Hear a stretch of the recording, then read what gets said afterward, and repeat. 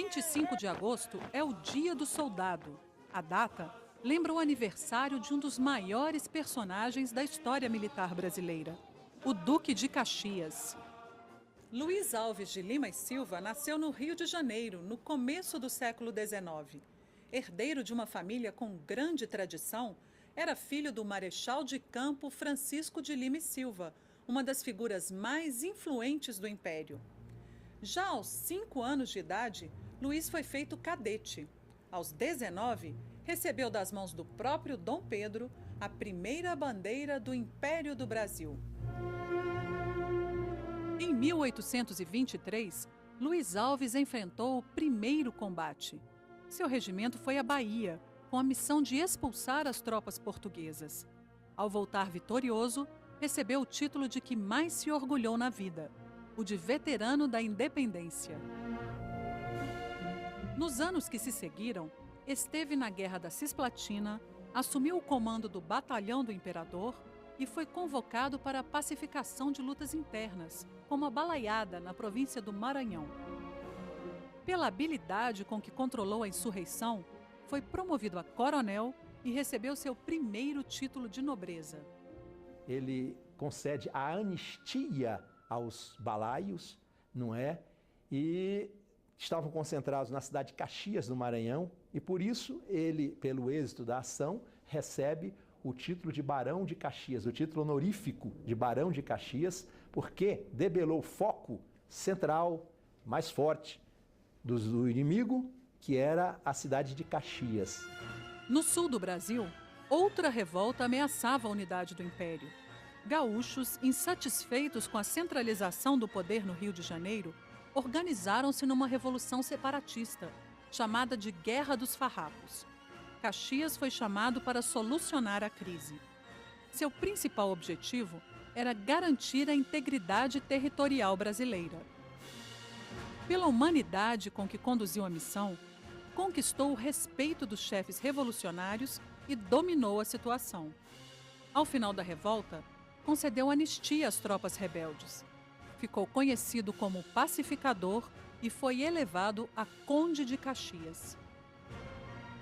Caxias percebeu que, tanto na política quanto no conflito armado militar, a humilhação de uma derrota terrível é pior do que uma negociação que procure reconstituir os pontos de contato, ao invés de uma dureza que só faz marcar ainda mais os pontos de atrito. A carreira militar de Caxias seguia brilhante, ao mesmo tempo em que ele começava a enveredar pelos caminhos da política. Indicado a senador do Império, teve a oportunidade de exercer o mandato junto com seu pai. Mas em pouco tempo, ele trocou as discussões políticas pelas estratégias militares. A iminência de uma nova guerra nas fronteiras ao sul do Brasil o levou de volta ao campo de batalha, dessa vez contra o ditador argentino Juan Manuel Rosas e seu aliado uruguaio, Manuel Oribe. Ao final da campanha, recebeu o título de Marquês de Caxias, atingiu o posto de Marechal do Exército e passou a ocupar posições importantes, como ministro da Guerra e presidente do Conselho de Ministros. O Império do Brasil firmava-se como a nação mais influente e bem organizada da América do Sul. Mas essa posição desagradava países como o Paraguai. Sob a alegação de que seus vizinhos ameaçavam a soberania do país, o marechal paraguaio Solano Lopes preparou sua nação para o combate. A Guerra do Paraguai foi o maior e mais sangrento conflito armado internacional ocorrido no continente americano. Também chamada de Guerra da Tríplice Aliança, envolveu Brasil, Argentina e Uruguai em luta contra as tropas de Solano Lopes. As batalhas aconteciam na região da bacia do Rio da Prata. Quem controlasse os rios ganharia a guerra.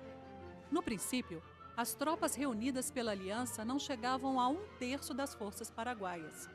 A infantaria brasileira era formada pelos chamados voluntários da pátria, que vinham de várias regiões do país.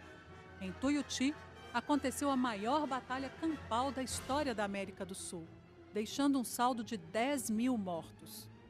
A derrota das forças aliadas em Curupaiti levou o imperador Dom Pedro II a apelar para o prestígio e a experiência de Caxias.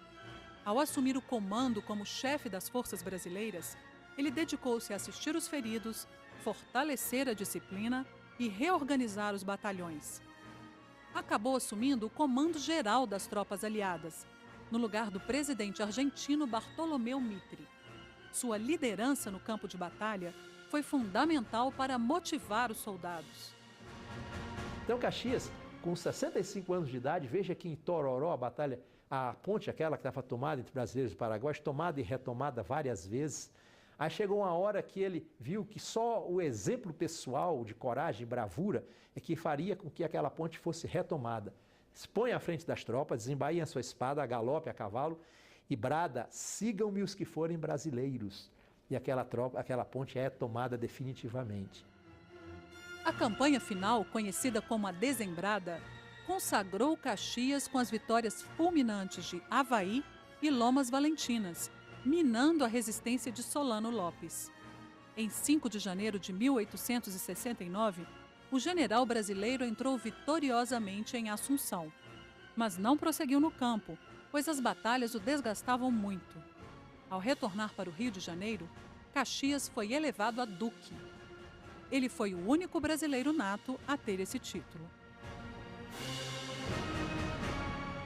É um homem politicamente respeitado, militarmente obedecido e estrategicamente bem-sucedido. Ele ascendeu todos esses postos da hierarquia militar por seus elevadíssimos méritos e é merecidamente hoje o patrono do Exército Brasileiro. Por ter dedicado mais de 50 anos à pátria, Luiz Alves de Lima e Silva, o Duque de Caxias, é um dos construtores do Brasil.